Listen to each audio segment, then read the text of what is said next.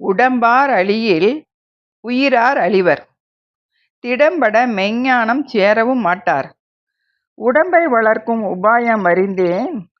உடம்பை வளர்த்தேன் உயிர் வளர்த்தேனே.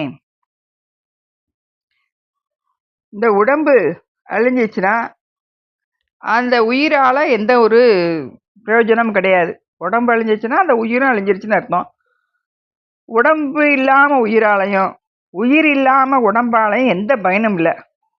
இந்த உடம்பு அழிஞ்ச பின்னாடி இந்த உடம்பை துணை கொண்டு அந்த உடம்பை வச்சுதான் அந்த உயிர் இயங்குது. அந்த இயங்கிய உயிர் அதுக்கு அடுத்த நிலையான தவம் செய்யக்கூடிய அந்த அந்த நிலையை அடையாது. அதனால இறை உணர்வையும் அடைய முடியாது. தவம் செஞ்சாதான் சரியை கிரியை யோகம் ஞானம் அப்படிங்கிறத நம்ம தவம்னு சொல்லப்படும். அந்த நிலையை அடைஞ்சு இறை உணர்வை பெற முடியாத நிலைக்கு போய்